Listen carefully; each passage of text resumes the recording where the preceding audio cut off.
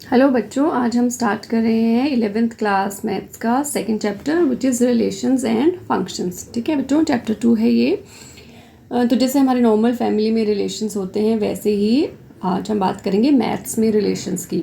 जैसे दो क्वांटिटीज़ को हम कंपेयर करते हैं, जैसे हम कहते हैं ना x is less than y और one line is parallel to other. तो इस तरह से दो चीज़ों के बीच में जो रिलेशंस है, ठीक है, दो चीज़ों के बीच में जो रिलेशन है वो कैसे पैटर्न फॉलो कर रहा है। जैसे नॉर्मल लाइफ में रिलेशंस होते हैं brother sister mother daughter likewise, तो वैसे ही जो आपके मैथ्स में फंक्शंस पे तो हम बाद में आएंगे। मैथ्स में जो फंक्शन रिलेशंस हैं वो दो क्वांटिटीज़ के बीच में किस तरह से पैटर्न फॉलो करते हैं उसे समझने के लिए सबसे पहले जैसे हमने कहा रिलेशन हमेशा दो चीज़ों के बीच में होगा, यानी कि हमेशा एक पेयर की बात होगी।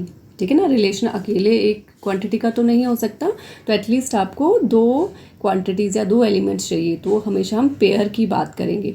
अब रिलेशन को समझने के लिए सबसे पहले हमें समझना है ऑर्डर्ड पेयर क्या होता है।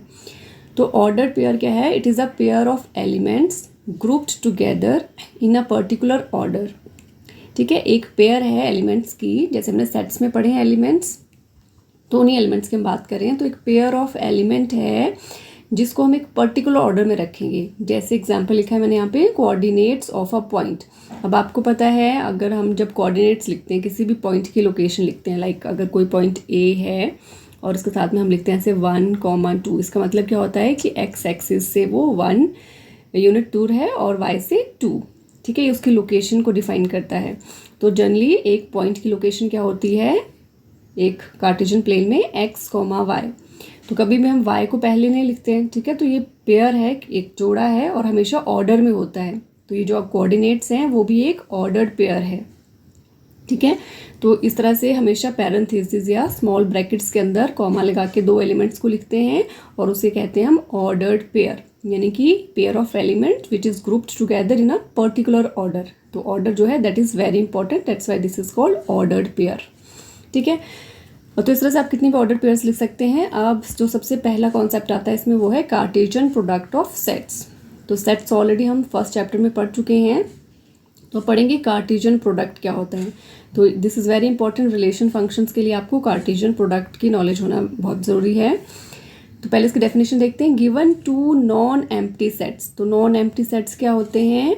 जिसके अंदर कोई ना कोई एलिमेंट प्रेजेंट हो। अगर कोई भी एलिमेंट प्रेजेंट नहीं होता तो उसे हम कहते हैं एम्प्टी सेट।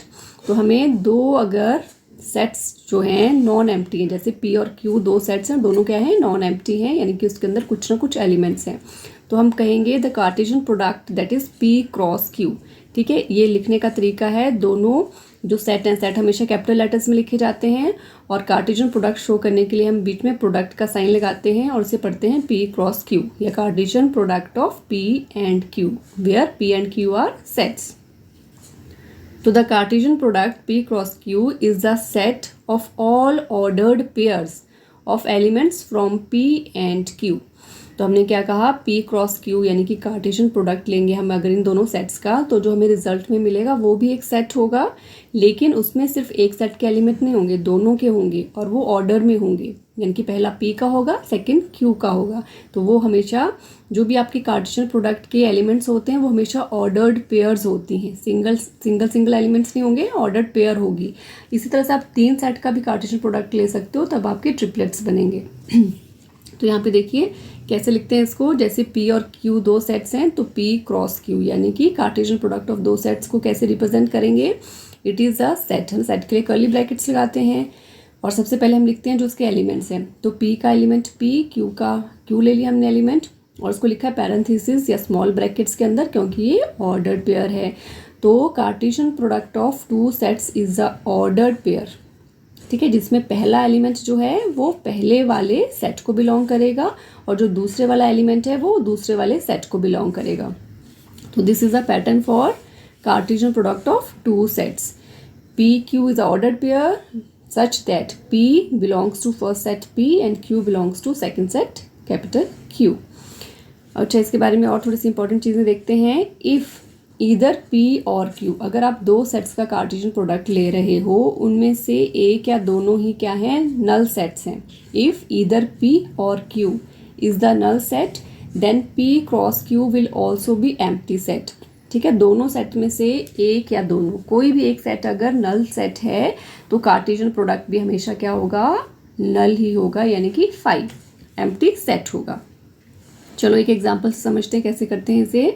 तो फर्स्ट एग्जांपल ये हमने 2 सेट ले लिए। ए सेट में एलिमेंट्स हैं 1 and 2 और बी में एलिमेंट्स हैं ए एंड बी। तो अब हमें निकालना है ए क्रॉस बी, यानी कि इन दोनों सेट्स का कार्टेशियन प्रोडक्ट निकालना है। तो कैसे लिखेंगे, अब देखिए यहाँ पे हमने ए लिखा है पहले तो ये सेट होगा तो कर्ली ब्रैकेट्स लगेंगी। अब यहाँ पे क्योंकि कार्टेशियन प्रोडक्ट है तो सिंगल एलिमेंट्स नहीं आएंगे, क्या आएंगे, ऑर्डर्ड पेयर। तो पहले आप ब्रैकेट में लिखोगे जो भी पेयर है, फर्स्ट सेट का फर्स्ट एलिमेंट 1, इसको पेयर करोगे सेकंड सेट के फर्स्ट एलिमेंट के साथ, ये फर्स्ट ऑर्डर पेयर बन गई। देन कॉमा लगाना है अब सेकंड एलिमेंट यानी कि सेकंड ऑर्डर पेयर। तो फिर से फर्स्ट को सेकंड के साथ क्लब इन करोगे 1b, ये सेकंड आ गया। फर्स्ट एलिमेंट को हमने ऑर्डर कर लिया दोनों के साथ, अब लेते हैं सेकंड एलिमेंट को, फर्स्ट का सेकंड, सेकंड के फर्स्ट के साथ ऑर्डर हो गया। देन फर्स्ट का सेकंड, सेकंड के सेकंड के साथ हो गया।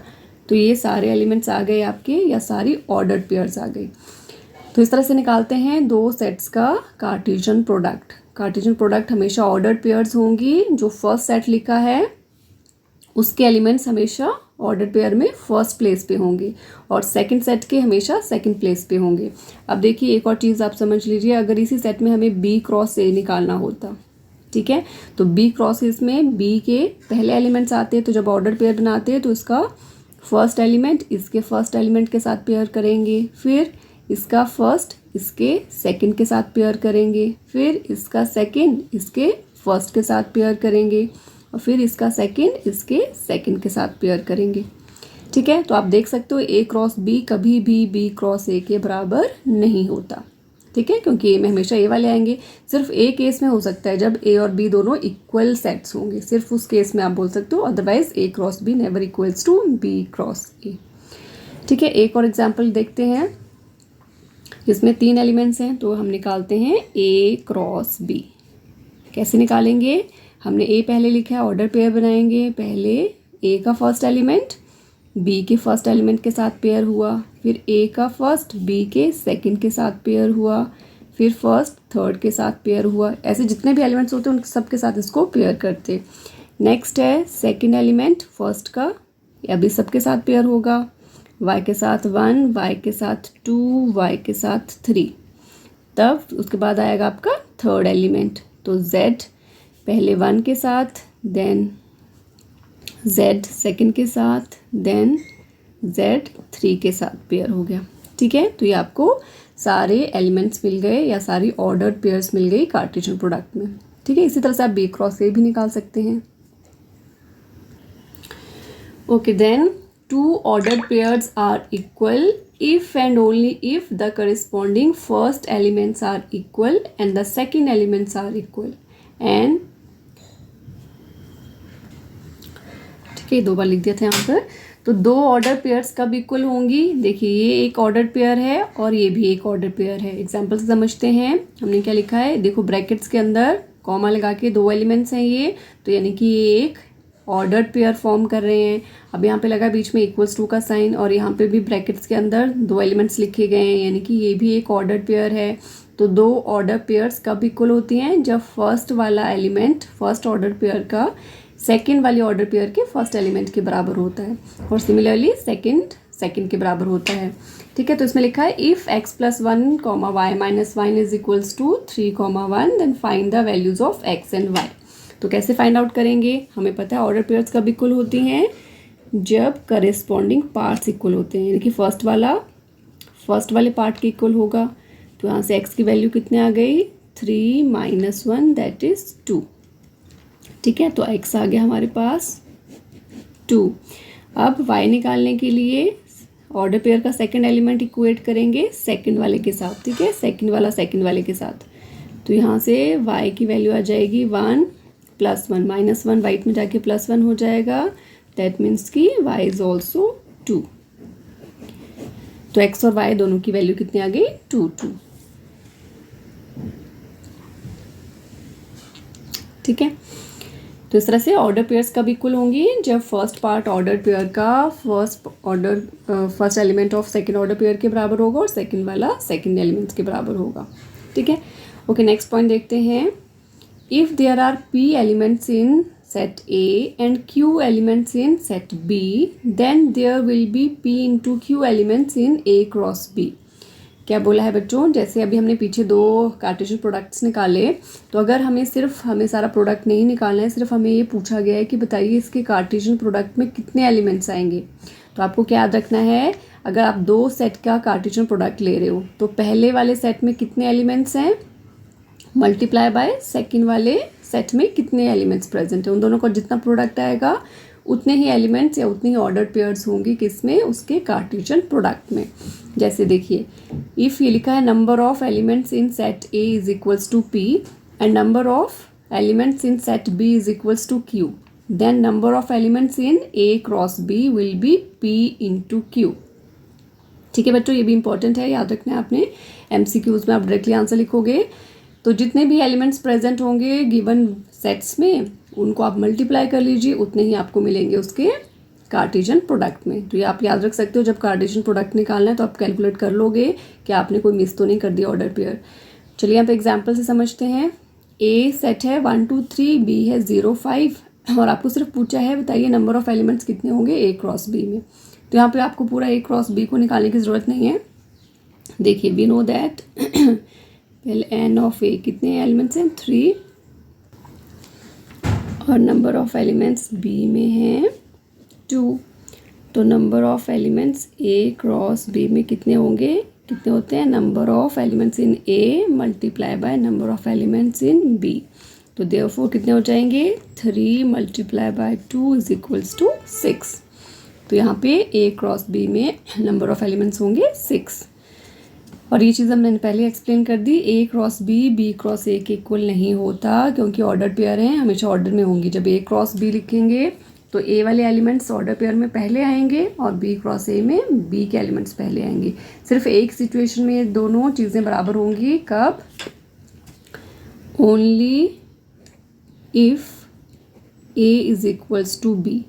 ठीक है, अगर ए और बी सेट्स दोनों बराबर हैं, दोनों सेट्स बराबर हैं, जैसे एग्जांपल ले सकते हैं हम यहाँ पे ए में एलिमेंट्स हैं 1 और 2 और बी में भी एलिमेंट हैं अगर 1 और 2, तो ए क्रॉस बी में क्या एलिमेंट्स आएंगे, देखिए 1 का पहले 1 के साथ करेंगे, देन 1 का 2 के साथ, देन 2 का 1 के साथ, देन 2 का 2 के साथ।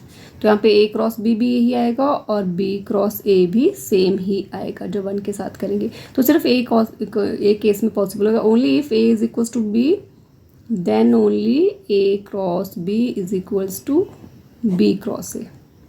ठीक है, otherwise A cross B is not equals to B cross A। Okay, next point है, if A and B are non-empty sets and either A or B is an infinite set then so is A cross B। बोलने का मतलब है अगर दो set, पहली बात तो कि दोनों नॉन एम्प्टी होने चाहिए। ठीक है, तो अगर दोनों सेट में से कोई एक भी सेट इनफाइनाइट है, जैसे ए में इनफाइनाइट एलिमेंट्स हैं या बी में इनफाइनाइट एलिमेंट्स हैं, ठीक है, ए या बी में से कोई भी एक सेट जो है वो इनफाइनाइट सेट है, तो हमेशा कार्टेशियन प्रोडक्ट भी क्या होगा, एक इनफाइनाइट सेट ही होगा। ठीक है, ओके, अब नेक्स्ट देखते हैं, अगर हमें 3 सेट्स का कार्टेशियन प्रोडक्ट लेना है, a cross a cross a, same example. ठीक है, इस तरह से आपने, अगर आपको एक ही सेट को 3 बार उसका अपने साथ मल्टीप्लाई करना है या फिर तीनों अलग अलग सेट भी हो सकते हैं, तो सेम जैसे हम 2 सेट्स में करते हैं वैसे 3 सेट्स में करेंगे। 2 सेट्स में क्योंकि 2 ही एलिमेंट्स होते हैं तो हम ऑर्डर्ड पेयर कहते हैं, बट यहाँ पे 3 एलिमेंट हैं तो उसको ऑर्डर्ड ट्रिपलेट कहते हैं। तो a cross a will be a comma b comma c, 3 elements आ गए, इनकी ट्रिपलेट बन गया such that A B C तीनों ही बिलोंग कर रहे हैं ए सेट को, क्योंकि ए का ही कार्टेशियन प्रोडक्ट ले रहे हैं अपने साथ ही। ठीक है, तो इस तरह से जितने भी आप सेट्स का प्रोडक्ट ले सकते हो कार्टेशियन प्रोडक्ट, उतने ही आपके ऑर्डर पेयर में एलिमेंट्स जो हैं वो इंक्रीज हो जाएंगे।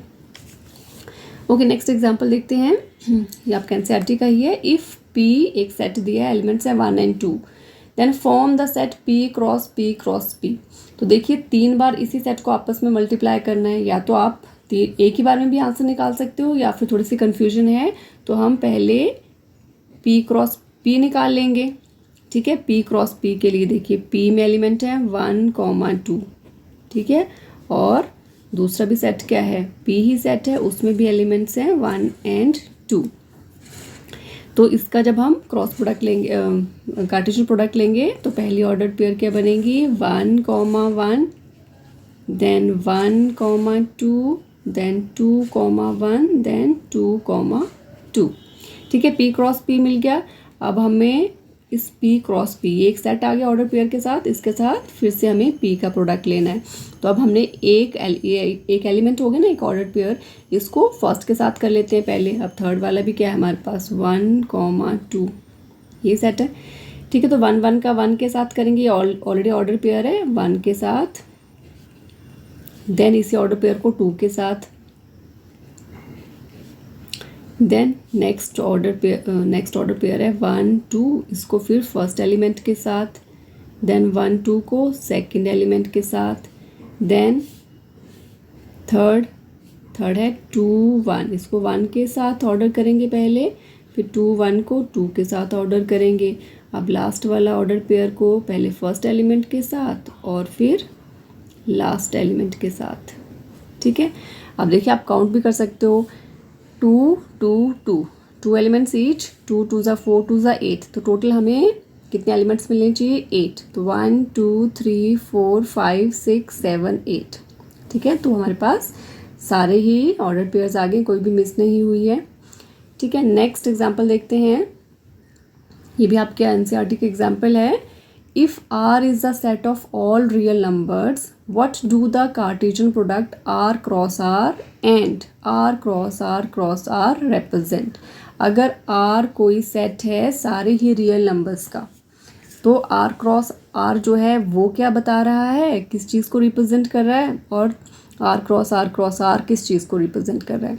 तो देखिए अगर मैं कहती हूँ, ये देखिए ये आपका कार्टेशियन प्लेन है। ठीक है, इसमें आपको पता है there are so many points. ठीक है, अब हर एक पॉइंट की अगर मैं लोकेशन निकालूँ एक्स वाई, यहाँ पे भी कोई वैल्यू होगी, यहाँ पर भी वैसे इसकी भी कोई वैल्यू होगी। तो अगर सारे यहाँ पे मैं पॉइंट्स को कंसीडर करती हूँ, तो सारे ही पॉइंट्स जो हैं वो उसके जो कोऑर्डिनेट्स होंगे वो कोई ना कोई रियल नंबर्स ही होंगे। ठीक है, तो सारे पॉइंट्स की अगर मैं बात करती हूँ कार्टेशियन प्लेन में, तो वो सारे के सारे ही रियल नंबर्स को यूज़ करेंगे, सारे ही रियल नंबर्स के लोकेशंस होंगे वो पॉइंट्स। ठीक है, जैसे यहाँ पे ए पॉइंट है, इसकी लोकेशन है यहाँ पे x, y, तो x और y क्या है, कोई रियल नंबर्स ही है।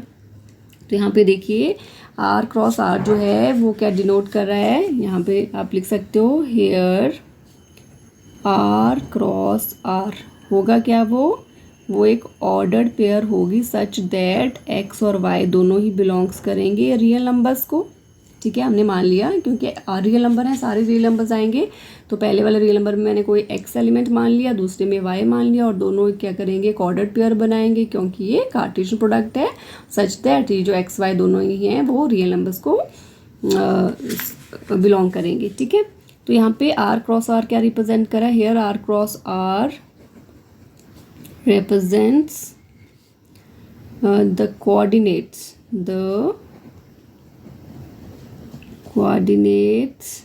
of all the points in two dimension यानी कि 2D में, जिसको हम कार्टेशियन प्लेन कहते हैं। अब यहाँ पे देखिए हेयर, अब हम देखते हैं R क्रॉस R क्या सिग्निफाई करेगा। तो यहाँ पे ये ट्रिपलेट बनेगा, से x y z 3 का ट्रिपलेट है, वेयर x y z जो है तीनों ही बिलोंग करेंगे रियल नंबर्स को। तो अब ये क्या रिप्रेजेंट कर रहा है, तो देखिए ये आपका 3D प्लेन है, this is x, this is y and this is z।